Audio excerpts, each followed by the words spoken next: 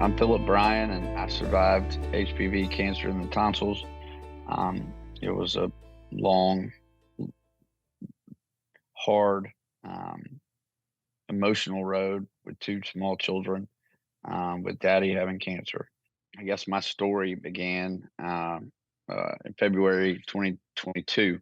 I had a sore throat. Half of my throat was sore for about 3 weeks, and my children were 4 and 2 at the time, and so I kind of chalked it up um, to sinuses and other random, occurrences, things that children bring home on a daily basis.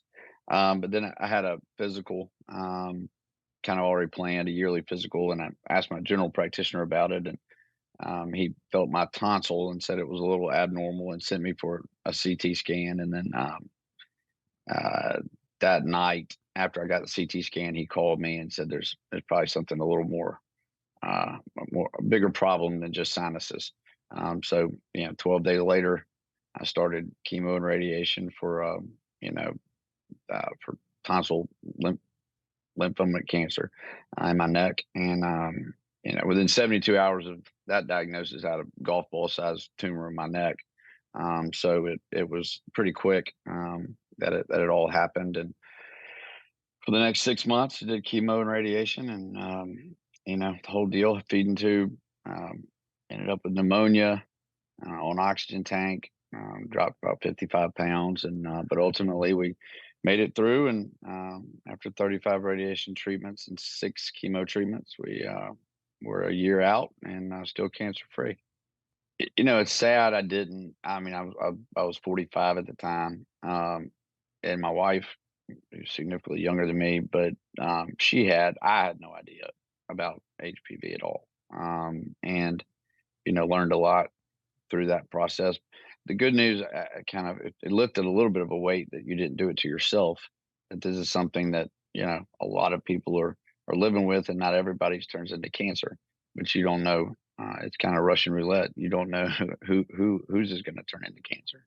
And so that was a little bit frustrating and confusing, but also we knew that there was a higher rate of success through the treatment because it was HPV, but the treatment in and of itself still was pretty terrible.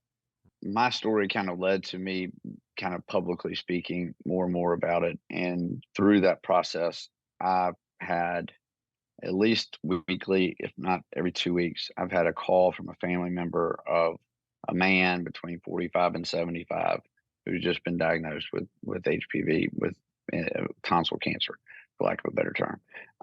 And it is amazing to me the number of men that are reaching out to me. And if this is just in our little bubble in Alabama, how big is this across the country? And why is it? But it is a lot of men. It's all the same, and they're all starting the same path that I went through. So I would argue that right now you're seeing a huge percentage of men. And for parents, I know the vaccine and COVID and vaccinations are all have been a big topic, and we certainly prayerfully, thoughtfully went through that process with COVID and got vaccinated. Did not necessarily vaccinate our children for COVID, but I will say that we will absolutely, vaccinate them for this, because it's proven. It's a long term issue, and you wouldn't let your kids, if they can't swim, go in the water without a life jacket. You need to have that same protection about what could be their long term effects of HPV on them throughout their lives. And when they're 45, they're going to thank you that they don't have to go through what I went through. Right. And I think it's tough. And I guess because I didn't even know about it, because the vaccine was developed later, past when I would have been eligible for it. But I would go back to you. You would not throw your child in the swimming pool. Life jackets are optional too. And you wouldn't throw your kid in the swimming pool if they can't swim without a life jacket. This is saving them a lot of pain and a lot of uncertainty later in life. I mean, it is saving their lives. My oxygen levels were 30% when I went in the hospital. I was roughly 48 hours from it not being a good outcome. because of the effects of radiation on my body.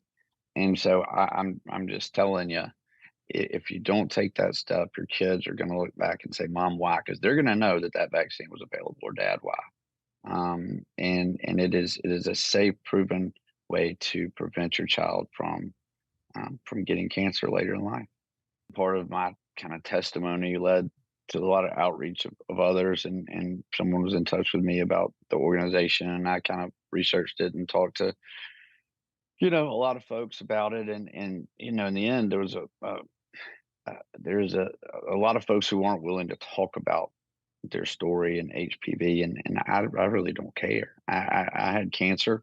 I didn't cause it myself. There was a way to have prevented it if I had been, a little younger, and I would certainly have done that. And I wanted to be a part of any outreach program, but because of all the work they've done, they've gotten so involved with local leaders and pediatricians and doctors, and kind of telling the story. Their mission seemed to match what I wanted to do, and that is be able to give back somehow with my experience, because it is unique. In my family, people that get cancer don't live. So given that second opportunity, I wanted to be able to do something worthwhile, to help prevent others from having to go down this road. I'm no doctor, but I do, when you go to the pediatrician and you do the eye test, and, my son had some eye issues and immediately were sent off and prevented things that, if he had not been referred to that eye doctor by age 5, he would have had a wandering eye that would never been able to be fixed. I mean, pediatricians are doing that kind of preventative outreach now in a lot of other areas. And so I think it's equally as important to look down the road at this child's life beyond maybe his pediatrician years, and say, what all do we need to do to make sure that we're preventing, long-term effects and long-term diseases. And so I think it's critical that we inform parents right now, of what you're possibly stopping by just taking or giving, this vaccine now. I really wanted to focus on not only, how do we stop this? Because if there is a way, Lord knows we need to, or to prevent it, or to have something, from a vaccine standpoint, but also to educate men on what to expect if they are going through it. Because there's a generation of men that weren't that lots of generations of men that weren't eligible to get the vaccine because it hadn't been developed yet. So you're seeing a lot. You're going to have to. Well, a lot of cycles we'll have to go through before, hopefully, the vaccinated will become, um, will outnumber the unvaccinated. I am a parent now, and I will tell you there is a vaccine to prevent what I went through, and I'll absolutely, um, vaccinate my children against HPV cancer, and hope that they will not have to experience what I went through. And I would encourage all to do the same.